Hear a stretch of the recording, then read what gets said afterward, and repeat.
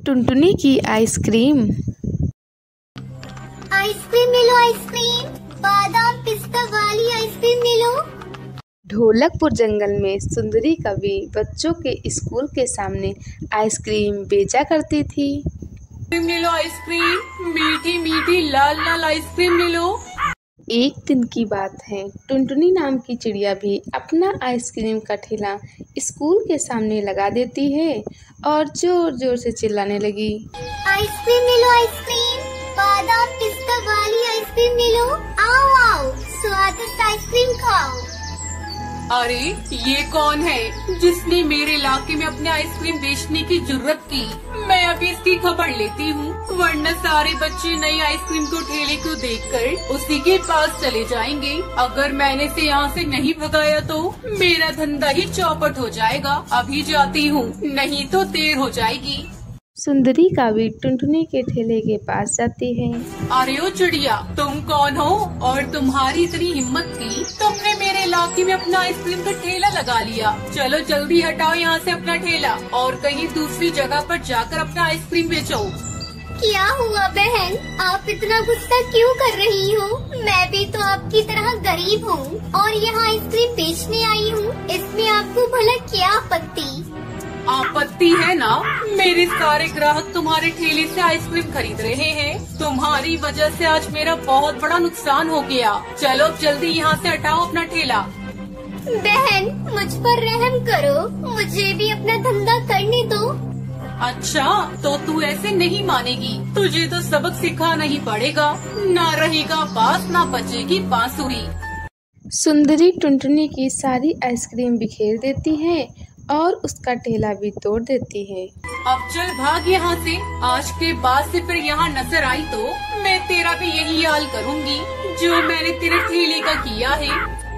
फिर सुंदरी कवि वहाँ से चली जाती है। अपने ठेले की हालत देखकर टुनटुनी रोने लगती है।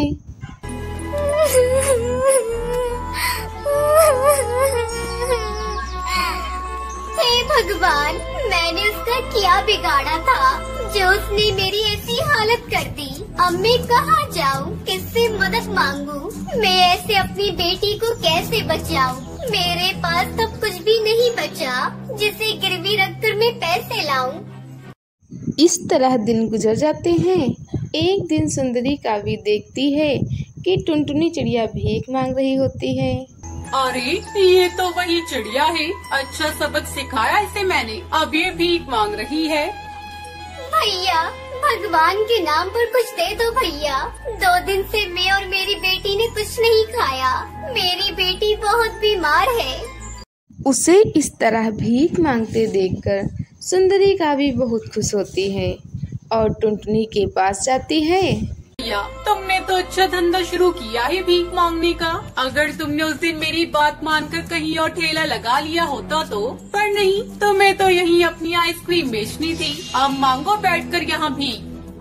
बहन मेरी भी तो सुनती जाओ, मुझे तुम्हारा धंधा चौपट करने का कोई इरादा नहीं था, लेकिन क्या करूं, मेरी बेटी बहुत बीमार है। उसके इलाज में बहुत पैसे खर्च हो रहे थे, जिसके चलते मेरे दुष्पति ने हम माँ बेटी को घर से निकाल दिया। मैं अपनी बेटी को मरता नहीं देख सकती थी, इसलिए किसी के कहने पर मैंने पैसे कर्ज लेकर आइसक्रीम का ठेला लगाया था। लेकिन तुमने मेरी मजबूरी जाने बिना मेरा सब कुछ तोड़ दिया। अब मेरे पास भीख मांगने के सिवा दूसरा कोई चारा नहीं। टुनटुनी की दुख भरी कहानी सुनकर सुंदरी कवि को बहुत दुख हुआ। मुझे माफ कर दो बहन, मैंने तुम्हारा जो भी नुकसान किया है उसे मैं पूरा करूंगी। मैं तुम्हारे लिए आइसक्रीम का ठेला बनवा कर दूंगी। आज के बाद से हम दोनों ही अपना ठेला स्कूल के पास लगाएंगे और मैं तुम्हारी बच्ची का इलाज भी करवाऊंगी। तुम चिंता मत करो और आज से भीख मांगना छोड़ दो। अगले दिन से टुनटुनी सुंदरी के पास ही अपना आइसक्रीम का ठेला लगाने लगी और खुशी खुशी आइसक्रीम बेचने लगी।